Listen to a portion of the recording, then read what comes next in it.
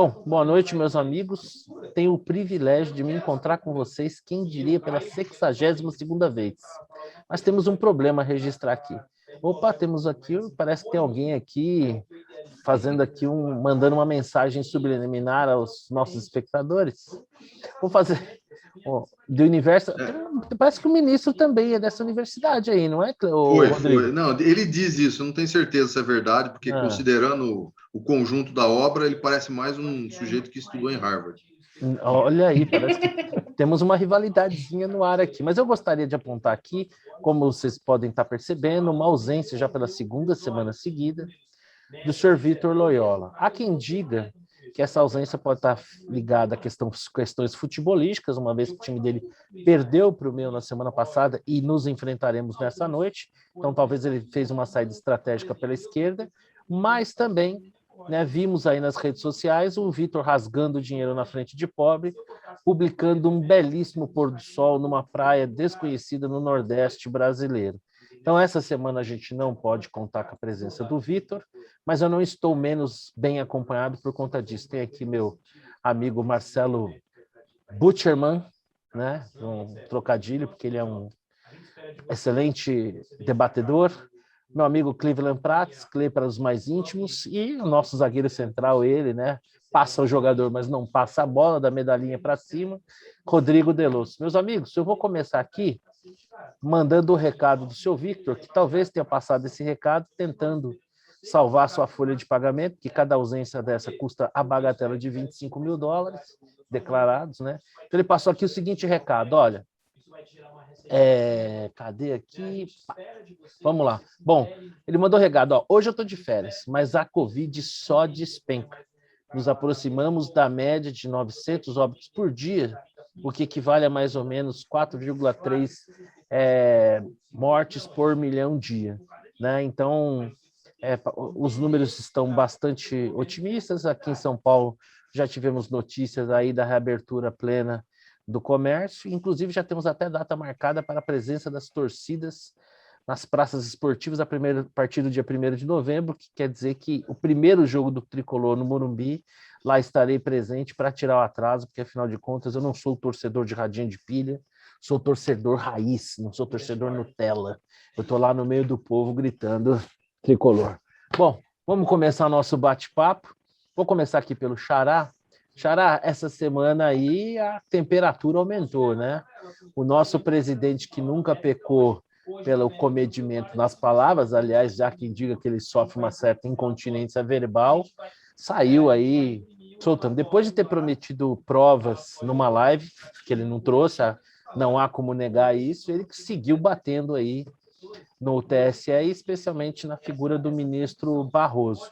E aí, Xará, o que você acha aí desse enfrentamento todo? Quem fala o que quer, ouve o que não quer? Eu até escrevi isso hoje, né? O Bolsonaro, eu acho que ele passou um pouco da linha, ainda que a gente possa entender que o STF também tenha passado, enfim, a gente já discutiu sobre isso, mas o fato dele lançar acusações muito concretas em relação aos pleitos de 2018 e 2014, sem ter nada na mão, né? É muito ruim, é ruim de maneira geral, né? Muito deletério para o processo. E eu acho que foi isso, quer dizer, quando ele fala as eleições foram roubadas, né? Eu acho que foi exatamente isso que fez com que o STF fizesse o próximo movimento, que é colocá-lo num inquérito, enfim, que pode ser ilegal, pode ser tudo, mas é o STF que manda nesse caso, né? Então, acho que se ele defendesse a questão do voto impresso, ou do voto auditável, né, de maneira sem colocar em dúvida a lisura das eleições, mas sugerindo que poderia ser ainda melhor, né? Talvez, eu acho que tem muita gente incomodada com esse processo, né? com urna eletrônica, tal, que a hora que você passa da linha, fica difícil você se aliar com a pessoa que passa da linha vermelha, né?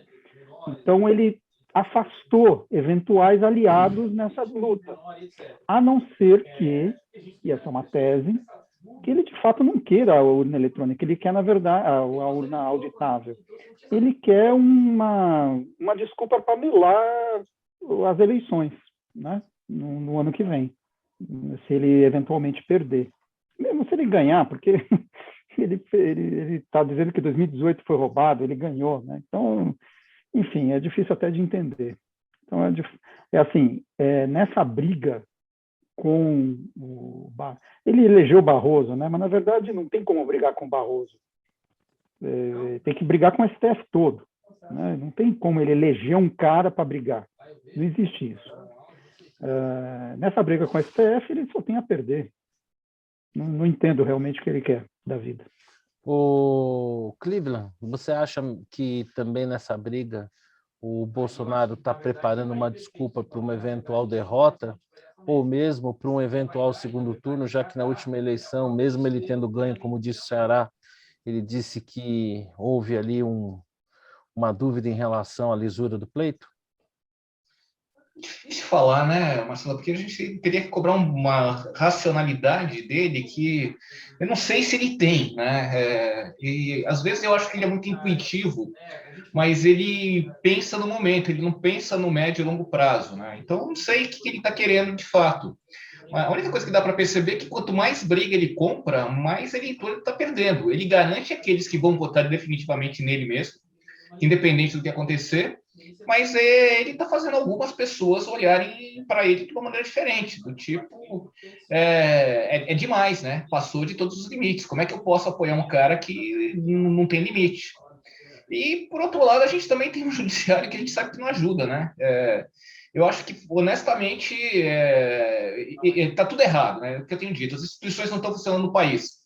A gente tem um procurador que não faz porcaria nenhuma, a gente tem um judiciário que resolve investigar, processar e julgar, a gente tem um presidente que sai falando tudo quanto é bobagem por aí, e o problema é que você cria um clima de insegurança no país, de incerteza no país, você cria um risco, não só econômico, mas político, que pesa, isso pesa para as agências de rating, que daqui a pouco a gente vai ter mais a perder ainda. Então, o que me preocupa é o efeito disso.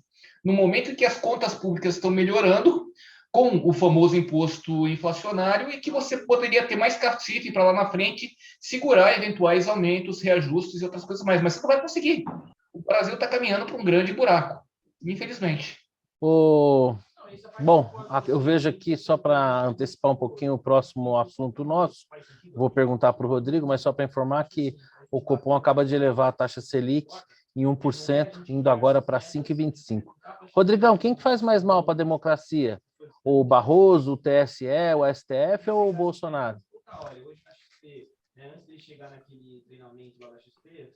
Às vezes você faz umas perguntas, né? O jogo aperta, eu recuo, você dá o bico, filho.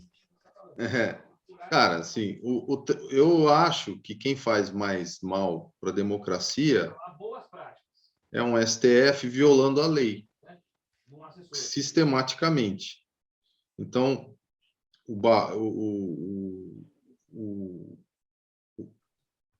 o Bolsonaro, no máximo, vai ficar 8 anos. Eu não sei nem se fica nem 4 já, mas no máximo vai ficar 8 anos. O STF vai ficar, os ministros do STF são vitalícios. E na medida em que eles desrespeitam a Constituição, eu acho que isso desestabiliza mais a democracia do que propriamente discursos retóricos do presidente da República, ainda que eu ache que ele está errado, ele não deve falar do jeito que está falando. Mas o presidente do Tribunal Superior Eleitoral, o Barroso, manda uma carta para o Alexandre Moraes, para o ministro Alexandre Moraes, para incluir o Bolsonaro no inquérito das fake news. Eu realmente não entendo. Isso daí assim, o inquérito das fake news, ele é completamente ilegal. E o STF não faz nada para que isso se dissipe. Ele prende, inclusive o inquérito prende deputados ilegalmente e mantém preso jornalistas que se pronunciaram contra o STF, como se isso fosse democracia. E, para mim, isso é um atentado contra a liberdade de pensamento e de se falar. Não sei, eu acho que quem faz mais mal nesse sentido, quem faz mais mal hoje, é um STF que descumpre e viola a Constituição.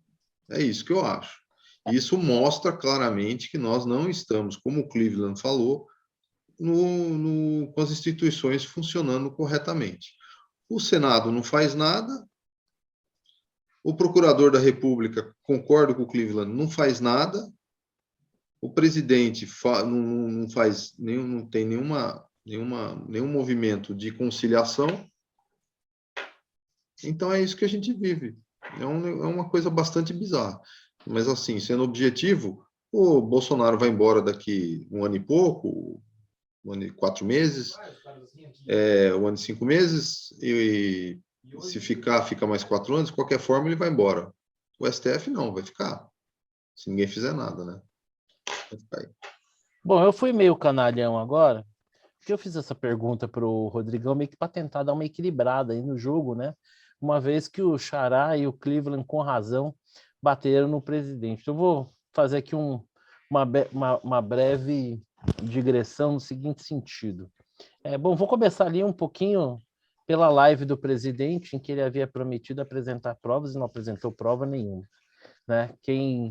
Se o Bolsonaro fosse um advogado, ele seria capaz de condenar a mais inocente das freiras, né? Sendo advogado de defesa.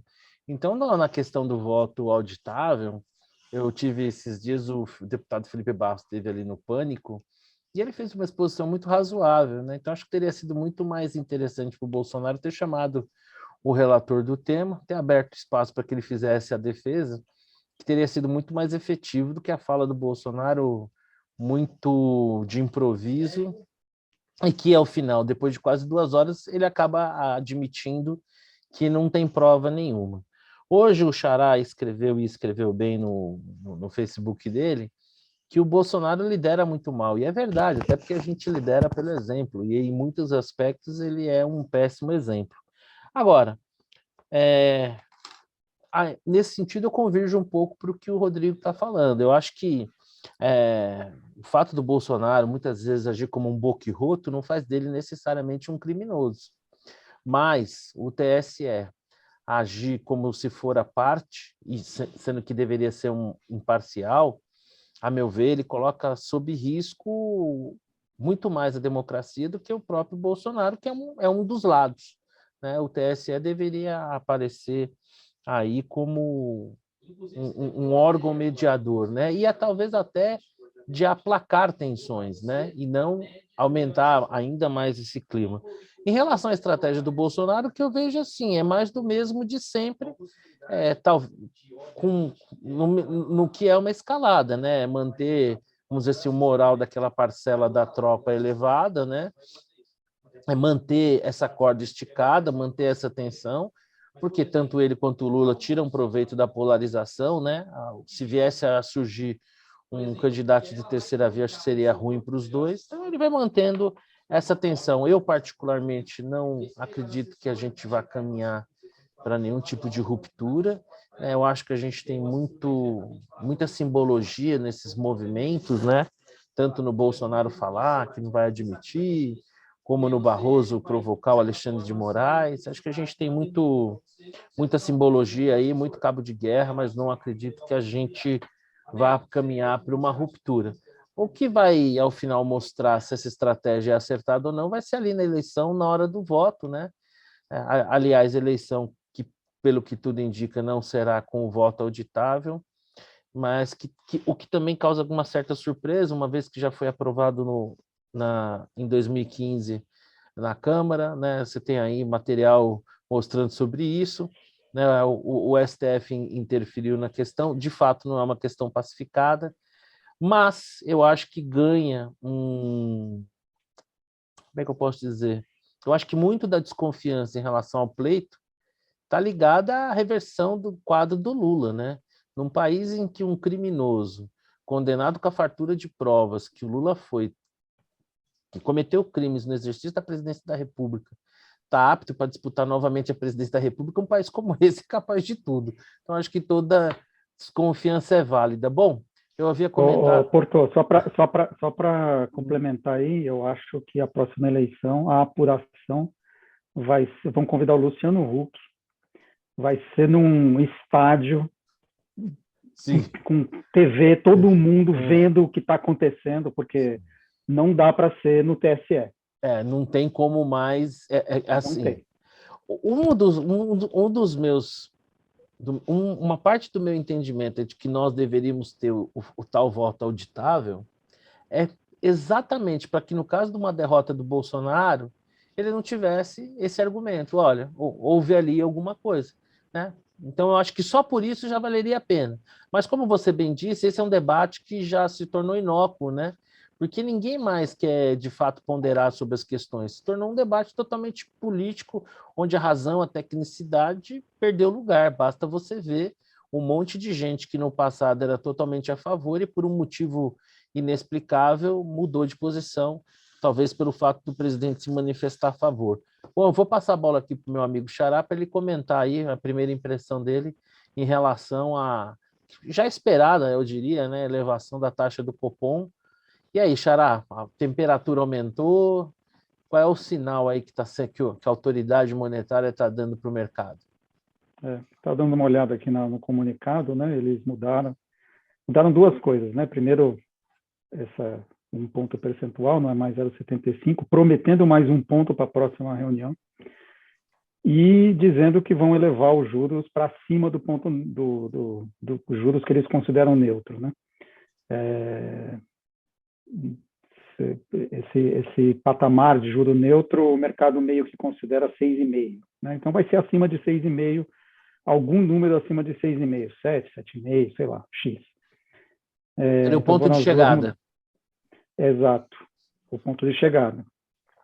Agora, o BC já mudou esse discurso, nós estamos em julho, desde janeiro ele já mudou esse discurso, são 7 meses, eu acho que ele já mudou umas 10 vezes, né?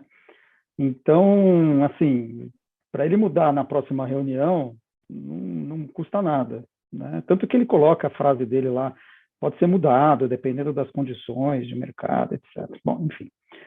O fato é que o BC foi atropelado,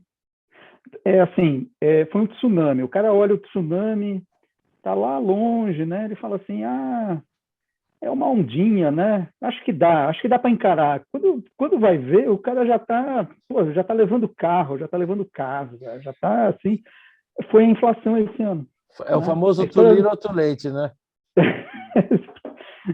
Não, vou aqui, essa ondinha aqui, vou pegar aqui minha tampa do negócio lá de guardar peixe e vou dar uma surfada. Não vai, você vai morrer afogado. E foi o que aconteceu. O BC está correndo atrás do rabo até agora, perdido, não sabe exatamente onde está, né?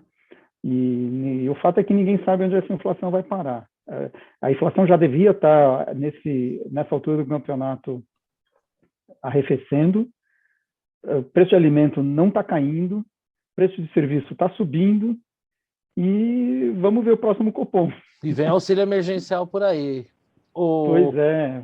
O Cleveland, o BC foi atropelado por fruto das circunstâncias, por sua incompetência ou por um pouco dos dois? Marcelo, só para assim, dar uma... Eu te disse, lembra que no final do ano passado, né, Marcelo Gutermann, eu falei que a inflação não estava sob controle, que esse negócio ia explodir? Eu falei isso, gente. E era normal, é de se esperar. Mas a gente tem um monte de pressões, né? Além dessas que o Marcelo Gutermann está falando, tem outras, né? A gente está deixando de ter reajustes que seriam reajustes normais, em termos de tarifa de ônibus, em termos de outros serviços básicos que estão segurando por conta de tudo que está acontecendo. E se a gente olhar para o setor imobiliário também e construção civil, a gente está vendo um negócio aumentando. Então, os preços, em geral, estão descontrolados. Você não está segurando isso. Eu acho que esse 6,3, 6,4, 6,5 que o Banco Central está trabalhando não vai resolver. Eu acho que esse negócio vai ter que ir para uns 8,5, e se o governo conseguir controlar um ímpeto do Centrão. Senão, meu amigo, não vejo nada melhor do que isso. 8,5 Mas, é, para mas, mim, mas o piso. é um compradinho no DI mesmo, né? É um Zé Comprinha mesmo, né? Isso gosta de bater um PU, hein? Meu caro, eu vou fazer o quê? Vou fazer o quê? Mas eu avisei que não ia dar para segurar, não. Ele olha Com aquela aquela, curvinha do DI futuro, fica até excitado. com aquela taxa de juros que a gente estava falando lá no final do ano passado, não ia dar para segurar isso mesmo, eu avisei. Mas você não me respondeu, vamos, quem sabe o Rodrigo responda. Rodrigão, o nosso xará aqui, ele disse o seguinte: o Banco Central foi engolido aí por essa onda inflacionária. Ele foi engolido por incompetência, por fruto da circunstância ou pelos dois? Não vai tucanar que nem o Cleveland, né? Eu acho que foi um pouco dos dois. Eu acho que eles pecaram um pouco pela autoconfiança aí. A demanda o ano passado caiu bastante, então a inflação não respondia. Então eles acharam que podia reduzir muito a taxa de juros básica, né? Foi uma percepção arriscada, né? Mas isso era, eu acho que naquele momento fazia sentido. Tem o negócio do quantitative easing também. Eles acharam que fazia sentido. Eu acho que eles erraram mesmo um pouco, né? Erraram um pouco no pé, na mão, né? Na mão de baixar muito. Demoraram muito para fazer a recomposição. Eles deveriam ter começado essa recomposição já no segundo semestre do ano passado, né? E demorou muito. Então, acabamos com isso, com uma inflação muito excessivamente alta, né? Assim, não vai ficar na banda, né? Vai superar a banda superior. Eu acho, assim, vai continuar, os aumentos vão continuar até convergir de novo. Vai demorar um pouco ainda para convergir. Eu acho que esse ano já era, né? Não tem mais o que fazer. Ô, Xará, hoje a gente comentava sobre aquele camarada lá, bastante informado, Fontes, né? E, em que falava ali sobre a questão dos precatórios, né? O ministro Paulo Guedes aí soltou um devo não nego, pago quando puder, que imagina, né? Se ele conta com a boa vontade de alguém ou com o bom humor de alguém para pegar uma fala dele e colocá-la em contexto, né, é de uma ingenuidade às vezes surpreendente para um homem tão maduro. Mas o fato é o seguinte, e aí? Parece que o governo vai mandar uma PEC dos precatórios em que o pagamento desses precatórios estaria sendo subsidiado por um fundo de privatizações. Queria colher, a coisa é um assunto ainda, acredito, relativamente embrionário, mas eu queria colher as suas primeiras impressões sobre isso aí. Deixa só eu tomar a liberdade de fazer um comentário sobre o assunto anterior, claro. do Selic, até na Nós direção da sua amigos. questão. Você pode falar sobre você bem entender, não precisa nem falar sobre o tema. Tá passando um Alfa Romeo aqui bonito, gente, vocês precisam ver, tá? Fica à vontade. Então, só para, assim, a gente pode passar a impressão de que o Banco Central foi incompetente, absolutamente incompetente. Tá? O Banco Central foi atropelado pelos fatos, tá? Ficou atrasado e tal. Só que o fato de você ter, isso é importante, as expectativas de inflação para o ano que vem está só em 3,8, né? A meta é 3,5. E para os anos seguintes, estar na meta, né? 2023, 2024, está tudo na meta. Indica que, apesar de tudo, o Banco Central ainda tem credibilidade junto ao mercado. Sim, isso o mercado, na hora de chutar... Isso a gente consegue ver no Boletim Focus, né? Isso, exatamente. Então,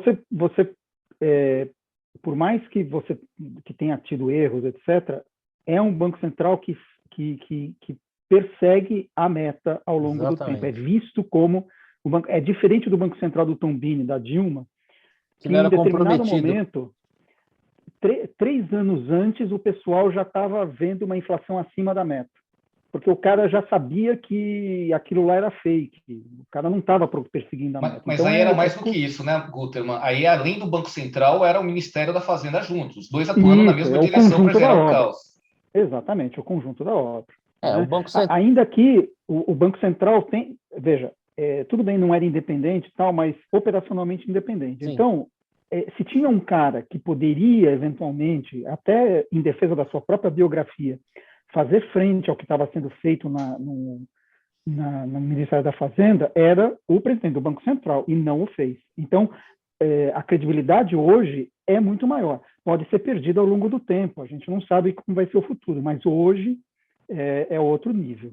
Né? Vamos dizer o seguinte, né? Errou, mas não foi por mal, né? Exato, foi atropelado pelos fatos, não ouviu o Cleveland, né? Exatamente. No final do ano passado, e o Cleveland e vários outros críticos, tal, né? Acho que e aí é uma avaliação, a avaliação daquilo que você tem na mão na hora, tal, né? Você faz uma leitura e erra. Fazer o quê? Paciência. E vamos combinar que não é fácil sentar naquela cadeira, né? De jeito Nada nenhum. fácil. Nada fácil. Eu, na época do Lula, da Dilma, eu sempre dizia que cada vez que alguém fazia coro para uma crítica do presidente ou da presidente ao Banco Central, especialmente o Lula, né? O Lula era muito dado a criticar o Banco Central.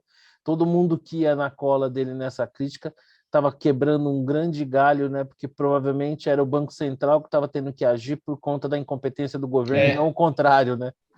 Mas é isso, Xará. Agora, falando sobre agora só vamos lá, peraí, só até o momento o Bolsonaro falou sobre tudo, menos sobre taxa de juros. Em compensação, o Guedes falou, né? Eu posso... Bom, pois tudo bem. Que não poderia também. Posso queimar minha língua, amanhã o cara sai falando. Agora, até o momento, e olha, está subindo bem a taxa de juros, né? Sim, sem sombra de dúvida. Não é algo simpático, não é algo simpático, especialmente num momento como esse, né? Exato, exatamente. E os precatórios? Vamos lá. É calote ou não é? É calote, né? O cara, assim, vamos lá. Vamos lá. Formalmente, se você passar uma PEC que permita fazer o parcelamento, formalmente não é calote, porque afinal você passou uma lei que permite fazer isso, ainda que não deveria ser retroativo, deveria valer para as próximas, né, para as próximas coisas. Mas tudo bem. Agora, do ponto de vista do cara que está, sei lá, 5, 10, 15 anos num processo, o cara ganha o processo finalmente. 20 transitado em julgado. 20 no meu caso e do meu irmão. Então, e a gente já sabe, né? Transitado em julgado no Brasil contra o governo, amigo. Esquece. Senta aí. Esquece. Pega uma cadeira e espera sentado. Eu fiquei com o cabelo branco. A minha barba embranqueceu esperando. Pois é. Então, a gente sabe, né? E aí, você tá para receber. Então, o Guedes disse que foi pego de surpresa, o que é absolutamente incompreensível, né? Porque, afinal, o cara... Não tem como ele foi pego de surpresa, não tem ninguém para informá-lo sobre o tamanho dos precatórios num determinado ano, enfim, é realmente incompreensível. O que deveria ser feito, by the book, é cortar despesa, né? Outras despesas. Só que a gente sabe que não tem espaço no orçamento. Então é aquela coisa, não tem jeito, remediado está. É melhor fazer o parcelamento do que estourar o teto de gastos. Faz o garage sale, né? Faz aquela vendazinha do que não está usando, vende um correio aqui, uma Eletrobras ali e paga a dívida. Pois é. Só que é aquela coisa. E essas vendas, elas entrariam, porque parece que é de graça, né? Ah, não, porra, não é da arrecadação, não é? Só que essas vendas iriam servir para abater dívida, no mínimo, né? E não vão servir mais. Mas não, então, abatendo o precatório, de certa forma, não está abatendo dívida? Não, porque, veja, o precatório, como ele está por dentro do teto de gastos, você seria obrigado... Para que serve o teto de gastos? Para justamente você dar uma perspectiva de estabilização da dívida lá na frente. Sim. Quando você tem receitas adicionais, isso deveria servir para abater dívida, para você sinalizar que você está... Veja, às vezes a gente tem arrecadação surpresa ou itens não recorrentes, né, nas contas públicas, que são justamente isso, são vendas de patrimônio, né? E isso vai estar comprometido para uma coisa que deveria estar dentro do teto de gastos. Então, na verdade, você está tirando fora uma despesa do teto de gastos. Tudo bem, casando com uma determinada receita. É que nem você vai falar assim, não, agora nós vamos tirar vamos dizer, o Bolsa Família do teto de gastos. Mas veja, não se preocupe, porque eu vou colocar um novo imposto aqui que vai casar exatamente com essa despesa adicional. Então, não tem problema. Como não tem problema? Você está tirando dinheiro da economia, de qualquer maneira, e por fora do teto de gastos. Então, esse é o problema. Você Esse tá, raciocínio, na prática... esse raciocínio, você acha que também ele vale ipsis literis, por exemplo, se essa fonte de receita for uma privatização? Vale, porque essa privatização, se não tivesse isso, abateria a dívida. Entendi. Né? Então, esse é o ponto. Quer dizer, você tem um item que deveria estar dentro do teto de gastos e não está mais. Então, é mais uma despesa que está fora do teto de gastos. Ah, mas essa receita aqui, eu estou casando. Pô, mas se tivesse dentro do teto de gastos, isso aqui estaria abatendo dívida. Né? E você estaria numa situação fiscal melhor. Então, no fundo, você está piorando a sua situação fiscal. Toda vez que você tira alguma coisa do teto de gastos, você piora a situação fiscal, por definição. Ah, eu tenho uma fonte carimbada.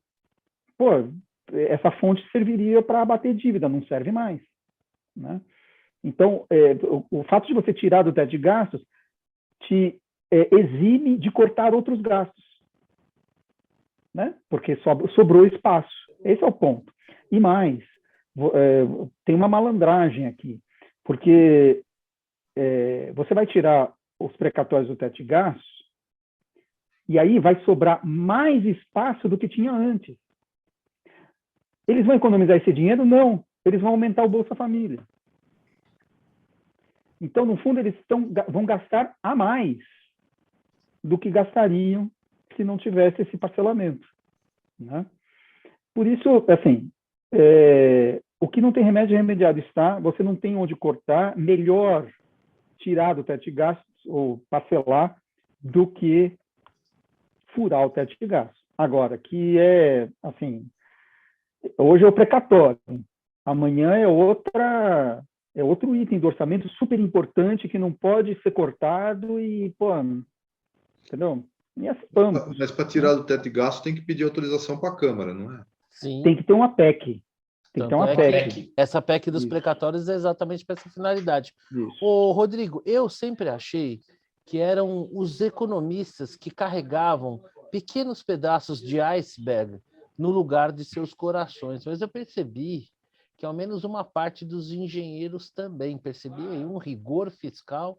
Olha, se o Xará não sair candidato a nenhum cargo eletivo, eu acho que nós temos aí um bom ministro que ali, olha, não ia ter... o risco fiscal brasileiro viria ao chão. Você também, assim, tão rígido no seu entendimento de não ver muita distinção entre a questão do recurso para fazer frente ao precatório não ser o imposto, ser sim uma privatização? Porque eu entendo o que o Xará está falando, e tendo a concordar, né? Mas nós estamos diante de uma realidade, né? A dívida está aí, ela existe, e ela precisa se lidar com ela de uma maneira. O que você acha? Tem alguma fórmula melhor aí do que o governo está encontrando? Não, assim, não tem nada para acrescentar ao que o Guterman falou, que eu concordo em gênero, número e grau. Eu faço votos também. Eu faço votos que a Câmara não aprove a PEC e que mantenha os precatórios dentro do teto de gastos. E aí é calote. Que aí não tem como pagar, né? Não, é só não pagar salário de funcionário público ou de aposentado. Por que vocês acham que eu falo que ele é um zagueiro? Não, é só não pagar de aposentado que ganha muito, sei lá, não paga, transfere menos para o judiciário, transfere menos para o legislativo, dá um jeito lá. Mas deixa eu contar uma coisa, deixa eu aproveitar esse momento. Eu não sei se vocês sabem, que é proibido o juro composto no Brasil, vocês sabem disso, né? Ao recorrer do pé da lei, sim. Desde 1933. Estou falando isso porque os precatórios, os juros dos precatórios são em juros simples. Então, eu tenho assim uma conjectura, pessoal, que eu não consigo provar, mas é uma Quando ele conjectura. faz essa carinha de safadinho, lá vem. Qual que é a minha conjectura? Assim, porque isso foi em 1930, isso foi resultado da Revolução de 32, né? O São Paulo perdeu, mas os fazendeiros fizeram um acordo com Getúlio Vargas. Você faz o seguinte: os bancos não podem cobrar juros compostos nós fazendeiros que perdemos a guerra. Fazendeiros, mas eles são sempre prejudicados. Não, calma aí, Cleveland. Calma. Não é esse o ponto. Deixa eles lá. Eu já foi em 32, 33, sei lá. 33 foi esse negócio aqui. Então tem a lei da usura, não pode cobrar juros, não sei o quê. Súmula 571, essas coisas. Mas qual é o ponto? Deixa eu chegar aqui no ponto. É o seguinte, então é juros simples que você cobra do precatório. Então agora vem minha conjectura.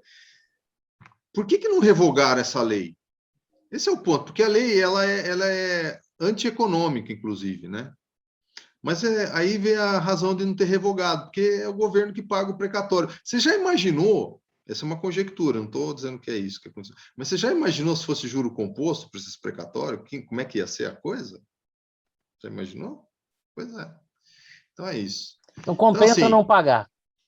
Hã? Compensa não pagar e empurrando com a barriga. Não, mas aí você vê qual é a situação, gente. A situação é a seguinte: o precatório já não tem muito juros. Você tem a correção monetária, que é natural, e que supostamente é uma questão de manter o poder de compra aí do valor que o Estado deve para o privado, alguma coisa assim, e depois tem os juros, né? E os juros é simples. E os juros é ridículo. Então, se for simples, né? Considerando o custo de oportunidade que o sujeito tem de não receber. E agora vem essa ainda. Que são 20 anos, né? 20 anos de juros. Então. E agora vem essa ainda. E eles têm os benefícios, tem uma lei que beneficia o Estado, que tem que pagar, pode pagar com o juro da poupança, que às vezes é negativo. Cara, é uma coisa bizarra. Mas meu ponto é esse. O meu ponto é, por que não revoga uma lei se ela é antieconômica? Não revoga por causa disso. O dia que revogar, o governo realmente vai à falência. O governo, o Estado, sei lá, vai à falência por causa desses precatórios. É por isso. Não vejo outra razão. Essa é a minha conjectura. Aliás, sobre essa questão dos juros aí, se a gente coloca lá na calculadora do Banco Central uma comparação desse tipo aí do CDI com o juros simples, Jesus do céu, é de cair para trás. Esses dias eu cometi a loucura de fazer uma conta de ver quanto eu gastei para construir minha casa e quanto eu teria hoje se eu tivesse investido dinheiro. Meu Deus, por que eu fiz isso? Melhor não. Na boa, acho melhor continuar assim, porque eu sou credor de título público, não sou credor de precatório. Então, é melhor deixa do jeito que tá, né? Não ir à falência. Exato. Deixa o tubo. Ô, Cleveland, você que é o nosso docinho de coco, né? Sempre com essa palavra de esperança, de fé, né? Sempre com essa doçura na análise. Como é que você vê a questão do CPI dos precatórios? Você concorda com esses dois jovens que o precederam, que têm esses pedacinhos de gelo no coração, de que realmente o governo está dando um samba-lelê aí na galera? O precatório já é um samba-lelê por definição, né? É um samba-lelê ao quadrado, né? Porque ele surge da onde? Ele não surge de nada. Ele surge da incompetência dos técnicos de vários governos, de vários níveis de governo, da atitude política de governantes de toda espécie. Então, são dívidas que são formadas que algum dia são reconhecidas pelo judiciário e devem ser pagas. O grande problema dessa história... Daí até pagar, né? Pois é. Então, por definição, isso já é um calote, nem que seja um calote parcial. Se o que o Rodrigo está falando é verdade, eu acredito nisso, é pior ainda. O fato de eu ter um crédito com o governo não me pagar hoje, vai pagar daqui a 10, 20 anos, me gera um custo de oportunidade. Eu não estou com esse dinheiro para poder aplicar. Então, já é um calote de saída, já é um calote ex ante, durante e agora querem dar um terceiro calote. Triplo, né? É um calote generalizado, não tem outra forma de falar isso. Exatamente. Gente, é surreal. O precatório é uma excrescência. Isso deveria ser extinto. Isso é um absurdo. É incentivo para os péssimos governantes, para os péssimos funcionários públicos e que não são responsabilizados por toda essa confusão que eles causam. Então, vamos lá, só para resumir. O precatório já é uma dívida do governo que, levada à justiça, tem uma sentença favorável ao credor, né? Então, teve a tungada original, tem a tungada com a sentença, que não é paga, e agora a tungada com o devo não nego, pago quando puder, vamos dar uns ligue-dum ali, pagar uma entrada, parcelar o resto e seja o que Deus quiser. E só mais uma coisa, essa PEC nada mais é do que a legalização de mais uma pedalada. Vamos ser honestos. É pedalar, sim. É você criar uma forma de você não colocar, contabilizar dentro do teto dos gastos essa conta. Então vai pedalar, não tem jeito. Agora, eu vou só talvez decepcionar o Rodrigo, os deputados vão aprovar. Vão aprovar por um motivo muito simples. Não vão aprovar, eu tenho certeza que eles vão obrigar. Colocar a mão na consciência. Não, eu tenho certeza, inclusive porque isso. Não, cara, você pensar bem, isso daí prejudica o Bolsonaro, né? Se é para prejudicar o Bolsonaro, é melhor não aprovar. Rodrigão, eles vão se reunir e vão falar, gente, nós precisamos cortar despesas. Chega, não dá mais, né? Imagina. Vão aprovar por um motivo simples, porque vai sobrar dinheiro. Depois que tirar os precatórios de baixo teto de gastos, sobra uma montanha de dinheiro para gastar. Aí é a farra, aí é Bolsa Família, vai sobrar para todo mundo. É emenda parlamentar, turbinada, vai ser a festa. Olha, então vão aprovar isso aí rapidinho. Essa semana o presidente justamente falou que ninguém fala das boas notícias desse país. Então, eu vou compartilhar com vocês agora uma boa notícia. As ações de Petrobras sobem no aftermarket na Bolsa de Nova York 10%, 9,98%, repercutindo o excelente resultado da companhia. Tá? Então, vocês que têm esses corações aí revestidos por essa camada espessa de gelo, pelo menos uma boa notícia, os acionistas da Petrobras, o povo brasileiro, né, todos nós ficamos felizes e, como diz o Vitor, da minha parte eu prefiro em dinheiro. Bom, seguindo aqui bom, chega, né? Vamos falar de assunto legal agora. Pô, a Olimpíada tá legal, né? Mesmo sem público, mesmo meia boca, mesmo um ano depois. O único problema é o fuso horário. Eu não sei vocês, mas eu aí tenho andado meio virado aí. Pega um jogo de vôlei aqui, vai indo bem ali e tal, uma disputa ali nos esportes, meu Deus, nos veleiros lá, como é que é? A vela. Nos esportes à vela. E aí, bom, vou começar pelo Xará. E aí, Xará, seu Olympic Games Overview. Então, eu fui vencido pelo fuso horário. Eu comecei com gás e tal, mas quem sabe no fim de semana, né? Final de semana, troca o dia pela noite, beleza.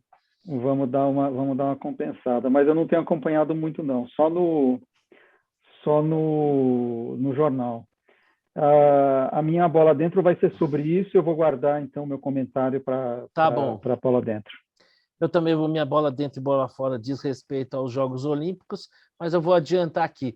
Bom, o nosso vôlei deu uma tropeçadinha com a Rússia, aí, né, com os atletas olímpicos, né, já que a Rússia está afastado, mas tivemos uma vitória maiúscula aí sobre a França, né? Vamos enfrentar agora, novamente a Rússia, com chance de ganhar. Tivemos uma vitória ontem, meu Deus, me deu um branco agora, 3-1. Pô, jogamos para na Rússia, a seleção não, as meninas, né? Não, tá falando masculino. Hoje as meninas ganharam da Rússia, né? Assim, foi um grande passo, porque teoricamente, sem menosprezar as demais adversários, que também são difíceis, né? Devemos enfrentar agora a Coreia na semifinal, mas teoricamente a Rússia seria a maior pedreira, né? Então a gente deu um passo bacana. Futebol, estamos na final aí contra a Espanha, acho que não vai ser simples, né? Se eu não me engano, é sábado, 8h30 da manhã. Se jogar o futebolzinho que jogou contra o México. Foi meio. Vamos torcer para ter guardado para a final. Que mais? Pô, Rebeca, uma fofinha, né? Que história bacana, bonita. A gente percebe que ela curte o que faz, né? Se a Simone Biles tem aí, parece que o peso do mundo nas costas. Eu não sei, desconfio que talvez um pouco ela não está lidando bem com o fato de já não ser tão melhor que as demais. Pode ser, não sei se é isso. que aconteceu. Me parece que tem um discurso oficial. Vocês sabem que ela até na roupa dela tinha lá um desenho de uma cabra, né? Que é um trocadilho de greatest of all times, né? Eu acho que isso é um peso grande, né? Você está acostumado a ganhar, faturar tudo, ficar em segundo e terceiro lugar, talvez não seja um exercício muito simples, não sei. Cara, só sobre a ginástica, eu vi uma foto da Nadia Comaneci, 59 anos. Eu fiquei, como ela tem 59 anos, tá bonita. Mas como a Nadia Comaneci está com 59 anos, cacete, compartilha, não pode ser. É sinal que você tá velho também, né, cara? Nossa, que isso. Porque ela encantou o mundo nos Jogos de Montreal em 1976. Exato, Eu lembro, com 14 anos na época. Eu tinha um pouquinho menos, tinha 9 anos, mas lembro bem. E realmente eu a vi também, super jovial, bacana. Muito legal, ela mandando um recado para a Rebeca.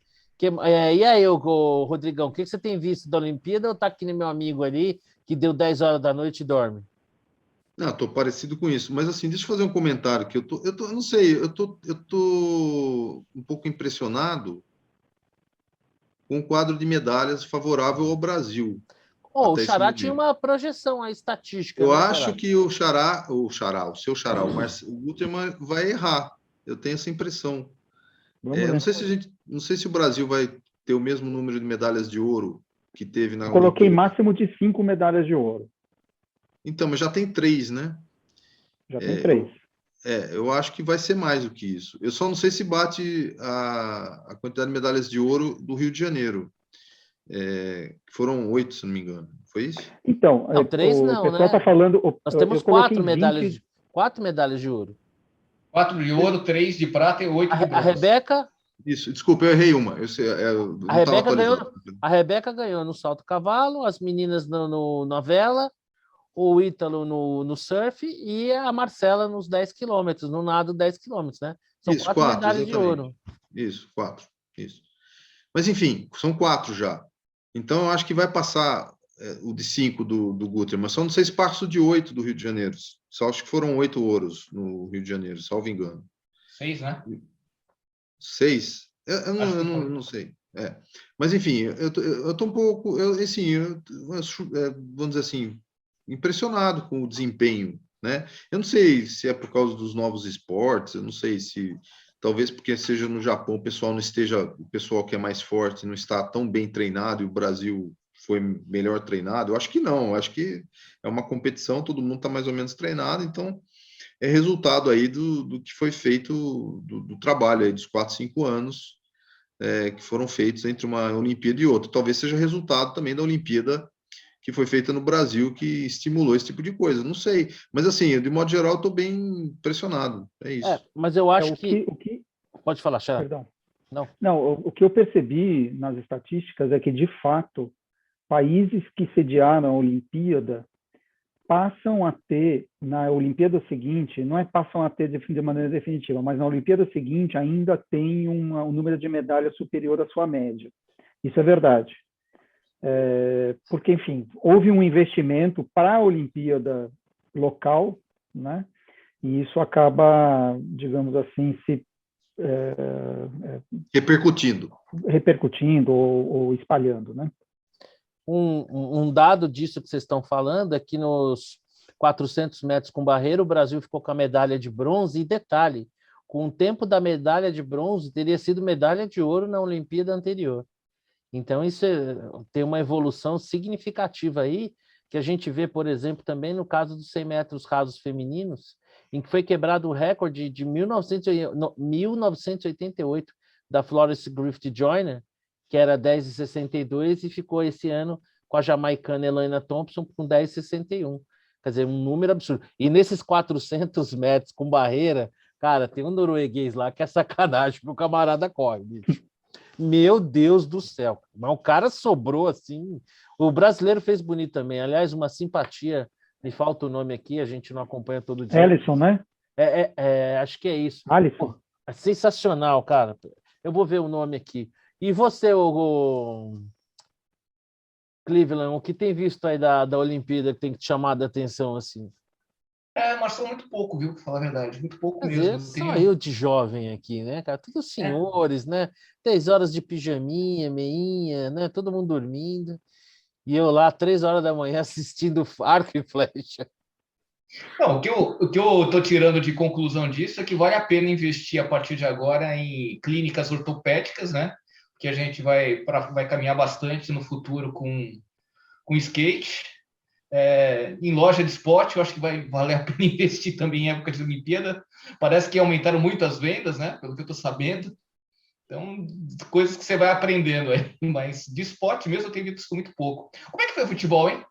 Futebol, nós estamos na final com a Espanha, passamos pelo México depois de um 0-0 e de um magro 1-0 com o Egito. Apesar de que é o seguinte, os caras do Egito não são trouxa. Eu lembro, cara. Aliás, uma coisa interessante, a pouca presença do Egito em Copas do Mundo. Eu lembro bem, eu estava fazendo uma viagem, eu estava na África do Sul e assisti uma final da Copa da África. Pô, o Egito jogava uma bola redonda, cara. Eu não sei porque que esses caras não vão mais para a Copa. Então, aquele 1-0 ali, né? Apesar de que é difícil o futebol olímpico, porque, por exemplo, no caso da Espanha, parece que eles estão mandando, acho que 7 jogadores da seleção principal, né? Que boa parte deles está dentro da idade olímpica. Então, o futebol é difícil medir, né? Você vê mesmo a Alemanha teve uma campanha pífia, enfim. Bom, mas medalha é medalha, isso que importa. Deixa eu só complementar aqui no questão do quadro de medalhas. Eu estava observando, é um negócio que às vezes a gente toma como benchmark, puta, os países da Europa, Estados Unidos, tal. Não dá, é outro nível, né? Você está no segundo pelotão. O segundo pelotão, que é América Latina, nós sobramos. É impressionante. É muito distante de um segundo lugar, que é o México, entendeu? Muito distante. Sim. Então, é realmente impressionante esse número de medalhas aí, se você comparar com países comparáveis, digamos assim, né? Uma Argentina, enfim. Ao final, a gente chega sempre àquela mesma conclusão que a gente tem a cada Olimpíada, né? Se houvesse um maior planejamento, se houvesse um maior investimento, né? Os nossos resultados certamente seriam melhores. Mas eu vou, só para antes, já que o próximo assunto é futebol, quero terminar com futebol e vou fazer uma certa polêmica. Eu não vou colocar vocês na saia justa de perguntar se vocês acham chato ou não o futebol feminino, porque não é legal falar muito, temos que ter cuidado. É chato. Tem que ter cuidado. Fala baixo, que é para ninguém ver. Temos que ter cuidado para falar no assunto, apesar de que eu vejo uma legião de defensores do futebol feminino que deve assistir um jogo por ano, quando muito, mas tudo bem. Eu quero saber o seguinte: vai chegar o dia que o nosso futebol feminino vai perder porque perdeu? Perdeu. Porque perdeu? Perdeu porque perdeu. O adversário jogou melhor, nós perdemos. Foi pro pênalti, eles acertaram 5 pênaltis, nós acertamos só 4. Será que vai chegar esse dia? Porque, cara, sem sacanagem, pô, legal, futebol. Porque, assim, um esporte, seja ele qual for, ele vai ter o incentivo, o destaque, o mercado, tal qual ele despertar a atração das pessoas. Veja o nosso vôlei feminino. Puta, vôlei bom pra caramba, meu. Né? E não tem esse chororô todo. Então, acho que, assim, não sei. O basquete também, né? O basquete não é hoje tão bom, mas ele já foi bem bom, né? Cara, e eu acho assim, cara, tá um pouco na hora de perder porque perdeu. Faz parte do jogo. Faz parte do jogo perder. Eu não sei. Acho meio chato esse chororô todo aí. E o que é pior, tudo bem, vai. Eu acho que a atleta tá lá reclamar que gostaria de ter mais incentivo e tal, tudo bem. Mas, meu, como é bonitinho, como é legal ser cool, como é bom a gente estar na moda, né? E fazer eco para isso e não assistir meio jogo por ano, cara. Acho isso de uma hipocrisia, cara. Então, assim, e aí, vocês acham, vai chegar um dia que vai perder o futebol feminino só porque perdeu? Ou o que vocês acham? Faz algum sentido? Se vocês quiserem pular nesse penhasco junto comigo, se não quiserem, tudo bem, não tem problema. Fala, Cleveland, você ia falar alguma coisa. Não, eu ia falar o seguinte: o jogo mais legal que eu fui até hoje foi nas últimas Olimpíadas, foi aqui no Brasil, né? Que foi aqui em São Paulo. Certo. Um jogo lá no Itaquerão. Um jogo feminino, de futebol feminino, entre Alemanha e Canadá. Eu nunca me diverti tanto. Assim, eu ri do começo ao fim. Assim, foi uma coisa diferente, foi uma coisa bastante diferente. Mas escuta, Rio do quê? Ri porque umas jogadas assim meio diferentes, assim, uns dribles Olha, que a bola que dava, legal, assim, que a bola pulando do dava. penhasco comigo, que bom. Não estou só. Não, eu tô falando só que eram uns dribles diferentes que a bola Uhum. dava, assim, coisa desse tipo. Mas não sei, Marcelo, acho que, cara, Ah, eu penso assim, sabe? Todo atleta olímpico, meu, já tem um mérito. O cara foi para a Olimpíada, meu, já tem um mérito. Parabéns. Pô, as meninas do futebol feminino, em geral, especialmente aqui, que não é tão popular como é, por exemplo, nos Estados Unidos, pô, legal, mas, por exemplo, nos Estados Unidos também, cara, a maior parte das praticantes do futebol lá são amadoras, sabe? mas olha Então, só, assim, as Marcelo. meninas são batalhadoras, as meninas são guerreiras, tem a minha torcida, mas tá na hora da gente normalizar um pouco a derrota, cara, porque ela faz parte do esporte. Porque senão Cara, fica, se sabe, essa mesma coisa, sempre acho meio chato. os Estados Unidos você conhece bem, né? Você sabe como é que é. Esse negócio começa desde pequenininha, as meninas jogando desde pequenininha e vai até a É universidade. cultural, Então, é cultural lá, virou um esporte cultural. cultural feminino. Aqui É, não é. aqui a maior Aqui parte não das é. meninas prefere jogar handball, vôlei, basquete, o futebol também, mas não como é lá fora. Não sei, eu acho que assim, tem essa coisa, né? É esporte, um ganhou, outro perdeu, beleza, faz parte também. Né? Senão fica essa coisa meio chata. Bom, vamos ao futebol. Alguém quer falar alguma coisa? Eu estou aqui em concentração. Tenho Eu certeza quero. que iremos avançar para a próxima fase da Copa do Brasil. E aí, Xará, o que você tem a dizer do seu Santástico? Não, na verdade, eu queria começar fazendo uma observação que, por algum motivo muito sobrenatural, esse programa foi adiantado de amanhã para hoje, né? Coincidentemente, na véspera da peleja São Paulo e Vasco. Eu não sei se esse adiantamento foi por conta do jogo, né? Porque, afinal, é um risco, né? 2-0 Ó, é um placar perigoso, né? Puta, se fosse amanhã um desastre, uma coisa, uma tragédia acontecer, puta, ia ser difícil. na Daqui a uma verdade, semana já se esqueceu, já tal. Então, eu não sei se esse adiantamento do programa tem alguma coisa a ver com esse jogo. não, não É tem, só um. eu não tenho, eu vou explicar o porquê desse adiantamento. Amanhã esse que vos fala vai fazer aniversário. Então eu Eu vou pedi. explicar, eu só estou zoando. Não, mas eu tenho que ficar uma explicação. É porque eu tenho certeza que o perdido do Victor guarda relação direta com aqueles 2-0 e com o provável resultado de hoje. Mas no meu caso não foi, não. Estou na torcida, mas eu concordo com você. São Paulo poderia ter liquidado a fatura no primeiro jogo, ter ganho de 3-0. Porque assim, ó, começa lá o jogo. 15 minutos, Já toma um faz. gol de bobeira, ferrou. Vai passar sufoco até o final do jogo. Apesar de que cá para nós, perder do Vasco é uma missão difícil, né? Porque se até o Puta, difícil. É Botafogo uma missão ganha, bem difícil. ainda vou te falar uma boa, acho que foi até bom o Vitor não estar aqui hoje. Porque já imaginou a gente pedir para o Vitor comentar o Vasco perder do Botafogo? Quem perde do Botafogo, bicho? Né? Quem perde do Botafogo?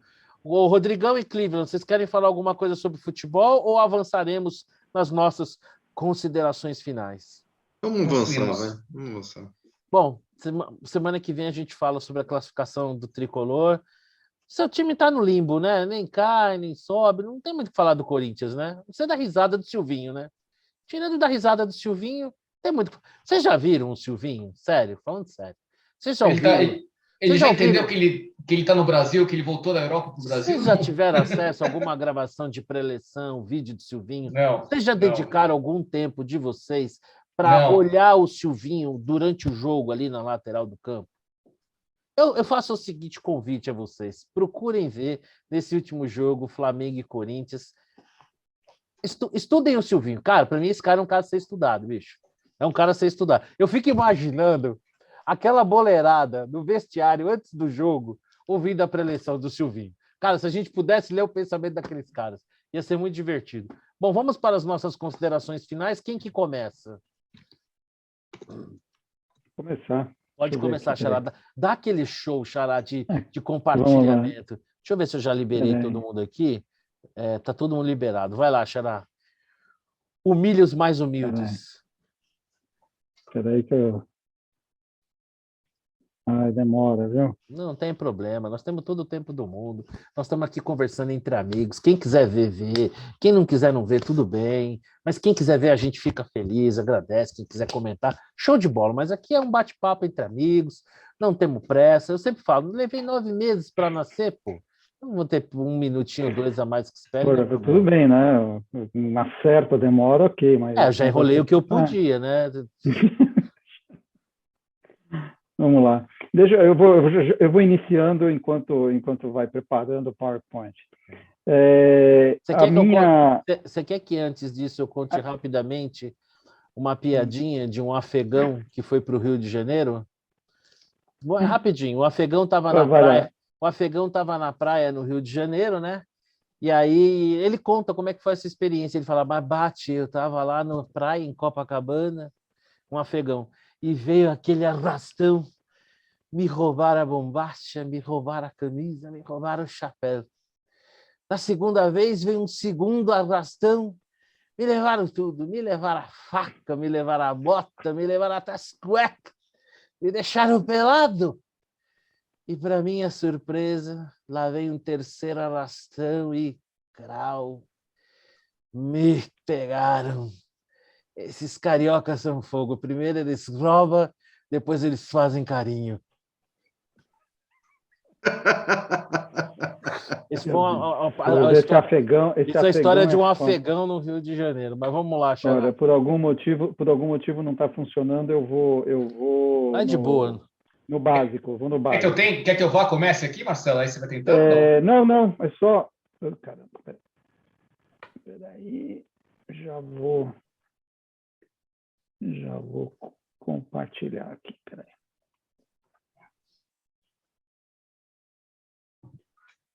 Só um minutinho. Não tem problema, estamos tranquilos. O bom da gente gravar essas coisas despretensiosamente, que na verdade não passa de um bate-papo entre nós, é isso, cara. Até coloco de vez em quando a vinhetinha lá para começar e para terminar, porque ficou fácil depois que fiz a primeira vez. Senão nem isso eu colocava. Ó, Beleza. eu vou falando, porque eu não estou conseguindo compartilhar. Não tem Minha problema. bola vai para os precatórios, que a gente já comentou. Agora, a minha bola dentro, essa eu queria mostrar. Por que não está aparecendo? Minha bola dentro é para as Olimpíadas. Aqui, finalmente. A gente já comentou dos precatórios. Minha bola dentro vai para... Eu achei bem interessante esse contraste. A Rebeca e as ganhadoras da vela, que eu tive que anotar o nome, porque são nomes, não são nomes muito brasileiros, né? Caena Kunze e Martine Grael, né? Filha do Torben. Exatamente. Olha o contraste, né? Um contraste bonito, né? Uma menina negra, pobre, que batalhou na vida, mãe solteira, teve todas as dificuldades. E essas duas moças ricas, né? Em famílias de esportistas, teve todo, vamos dizer, o apoio, né? Das próprias famílias para seguir em frente. Não que a Rebeca não tenha tido, eu acho que sem família você não vai para lugar nenhum, Verdade. sendo pobre, sendo rico, né? Você tem que ter família e com certeza a família dessas atletas teve muito presente o tempo inteiro. Eu estou dizendo no caso das iatistas porque eles vêm de família de esportistas, né? E não se viu absolutamente nada, ou pelo menos não vi, em redes sociais, debate, jornal, programa de TV, ninguém chamando atenção para essa diferença. São todas brasileiras, né? Muito bem observado. Eu achei isso bonito, eu achei isso, assim, são vencedoras, né, dentro das suas áreas de atuação, batalhadoras, conseguiram chegar lá, brasileiras, pouco importa a cor da pele, a origem, cada um vai ter as suas dificuldades próprias, A prova disso é que nem todos os campeões são ricos, né? Tem muitos pobres que tiveram a oportunidade, seja por um programa de governo, seja porque entraram no exército, seja, enfim, qualquer coisa. E é um pouco o sonho de um país, né? Em que todos têm a oportunidade de chegar lá. Então, me chamou a atenção isso, né? Esse contraste e, ao mesmo tempo, essa semelhança, né, entre essas pessoas. Me permita aqui uma observação. Engraçado você estar comentando isso, porque hoje, vendo o jogo de vôlei, né, eu falo assim, como é bonito o time de vôlei brasileiro, feminino, pela sua mistura, né? Porque os outros países, você às vezes tem biotipos muito parecidos, né?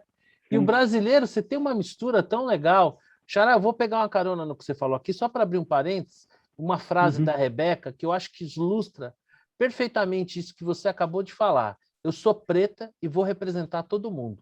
Preto, branco, pardo, todas as cores, verde, azul e amarelo. No esporte não tem que ter isso, você tem que representar todo mundo. As pessoas se espelham em você, querem ser parecidas com você. Você faz o melhor para si e para os outros. Eu acredito que tenha feito isso hoje, trazendo minha música para cá e fazendo tudo que eu fiz. Então, acho que essa menina tão jovem, né, ela falou isso em resposta a um jornalista que havia lhe provocado sobre a sua condição de mulher negra, né? E ela responde assim, né? Não vim aqui para representar isso, né? Estou falando de todo mundo. Eu acho que isso vai bem em linha com o que você falou, um grande exemplo. Alguma dica, Xará? Uma dica aqui, como eu não tenho assistido filmes, só tenho acompanhado as Olimpíadas, eu estou cavando aqui coisas que eu li e que, muito bom, enfim, eu recomendo. Esse livro eu li alguns anos atrás e recomendo Harry Kissinger, que foi secretário de Estado do Nixon, né? É um tratado, né? E é muito bem escrito sobre diplomacia. Então, ele começa lá no Bismarck, década de 70 do século XIX, e vai indo, né? Todas as escaramuças, todas as guerras, a diferença entre Europa e Estados Unidos, aquilo que a Europa, que os europeus valorizam, né? Que é os jogos de poder e como os Estados Unidos têm uma visão diferente daquilo que deve ser, né? A moral no campo diplomático, a virtude, né? Então, é muito, muito, muito interessante. Você começa a entender um pouco mais os movimentos, né, dos países, enfim, como eles se colocam no tabuleiro global. É bem interessante, tem história, né? Tem uma grande história por trás. Então, recomendo, é um livro denso, mas muito interessante. E aí, Rodrigão? Quais são as suas dicas? As considerações a bola fora é a carta do Barroso para o STF. Eu acho aquilo fim da picada. A bola dentro é o que eu estava falando, que eu já falei, que é o quadro, que é o Brasil com desempenho muito bom no quadro de medalhas da Olimpíada, que está surpreendendo e eu acho que está indo bem até o momento. A dica é um restaurante que eu fui, não sei se vocês conhecem, é um restaurante chamado Graça Mineira, que fica na Vila Mariana, perto do metrô Santa Cruz, que oferece uma comida farta, preço justo e bastante saboroso. Eu gosto muito. 3 variáveis importantes para quem ostenta um biotipo como o meu. E especialmente para o Cleveland, eu fiquei surpreso. Lá é mais cerveja, pinga, essas coisas, mas ele tem uma carta de vinhos, e os vinhos mais caros estão baratos. Cleveland, Alma Negra. Opa, vai lá. Quanto? 1,69 Alma Negra. Tá valendo, tá bom. Mas no restaurante? Ótimo. No restaurante? Não, tô falando que tá bom o preço, tá muito bom o preço. Tá mais barato do que nos supermercados, velho. Tá. Pois é. Recomendo. Vão comer bem também. É isso aí. E aí, Cleveland, é com você agora, suas considerações finais. Deixa eu compartilhar rapidinho, vai. Não vou demorar, Vamos não. Vamos lá. Minha bola fora Acho que está dando para ver aí, não? Dá. Vai para o relator da reforma tributária.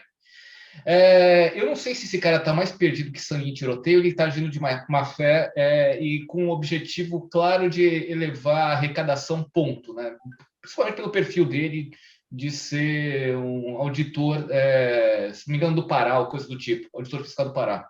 Mas o que ele está criando desse texto é algo assim que gera todo tipo de incentivo errado, não atende ao princípio da neutralidade, não atende ao princípio de simplificação tributária, não atende ao princípio de progressividade, já veio errado do executivo e ele está conseguindo a proeza de piorar. Bola dentro, para o aniversariante da semana, nosso querido colega Marcelo Porto. Acho que um parabéns para você, muito bem-vindo, Marcelo. Obrigado por nos unir aqui toda semana. Cara, eu sou bater esse papo. assim você faz o velhinho chorar, cara. Muito legal. Obrigado. Legal mesmo, parabéns. Aproveite. Você, como leonino, só pode ser boa gente mesmo, reconhecendo isso. Parece que tem um espírito corporativista nessa sua afirmação aí. Hein? Não, deixa para lá, né? Mas, enfim. Eu aproveitando, eu não estava lembrando mesmo. Muito obrigado. Você merece, doutor. Valeu. Eu não estava lembrando nenhuma dica para dar, mas dado que o Rodrigo falou, eu me lembrei de uma aqui agora. Eu fui 2 finais de semana seguidos no restaurante aqui na região de Moema, que eu acho muito bom, muito gostoso. Ele tem moqueca de jacaré, de arraia, de peixes de rio, o Mangaba. Fica aqui em Moema, é muito gostoso, é um lugar aberto, por isso que eu tenho ido. Inclusive tem uma área aberta, é bem ventilado e muito bom, muito gostoso. Para quem gosta de coisas diferentes, aí é uma boa dica. E é isso. Bom, vamos lá. Vou ver se eu aprendi aqui a lição de casa com meu amigo. Vê lá, porque hoje não deu certo para mim, não sei o que aconteceu. Mas peraí que a gente vai fazer essa bagaça aqui funcionar, meu amigo. Aqui não estou para brincadeira, não. Você ensinou. Se tem uma coisa que leonino é exibido. Vocês já estão vendo aí? Sim. Olha, que legal, mano. Pô, não eu quero aula disso também, pô. Eu não faço ideia como é que eu mudo a página dessa... já vi aqui como é que é. Já vi embaixo aí, ó. Já vi, tá show de bola. Bom, a minha bola dentro, cara, vai para essas incríveis menininhas do skate.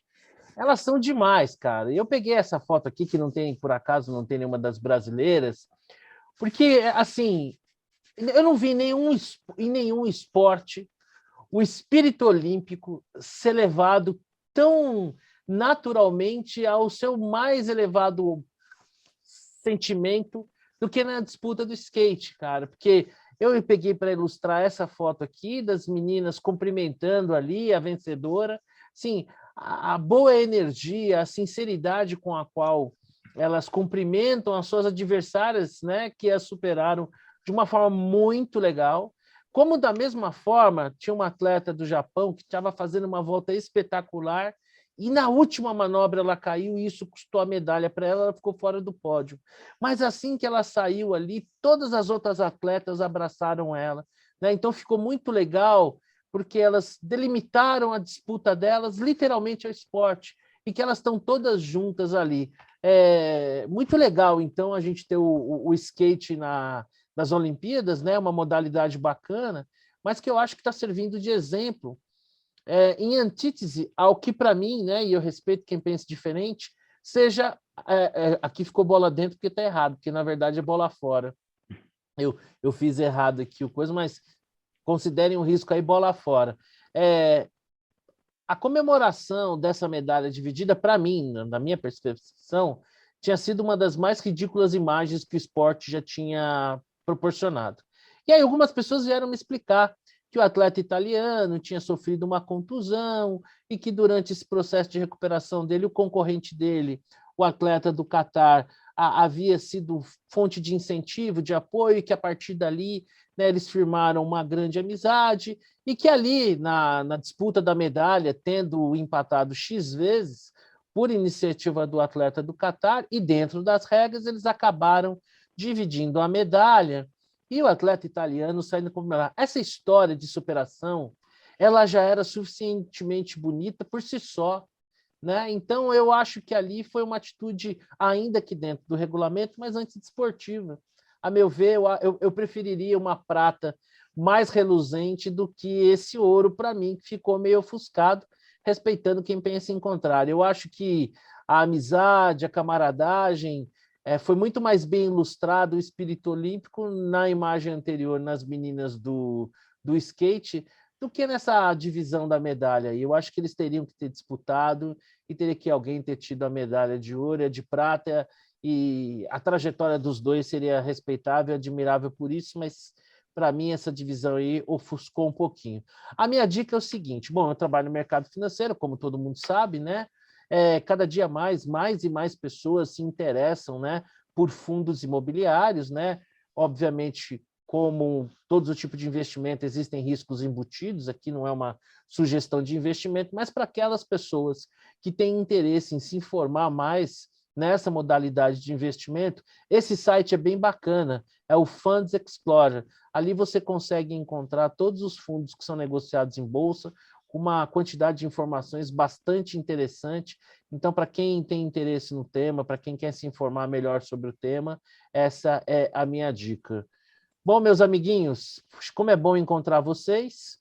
Agora eu tenho que respirar fundo, me preparar, porque daqui a pouco, às 21h30, são 20 horas exatamente agora, né? Às 21h30, o São Paulo enfrenta o Vasco da Gama. Começaremos com uma vantagem de 2 gols. Tomara que a gente não passe susto. Mas é isso, sempre bom encontrar vocês.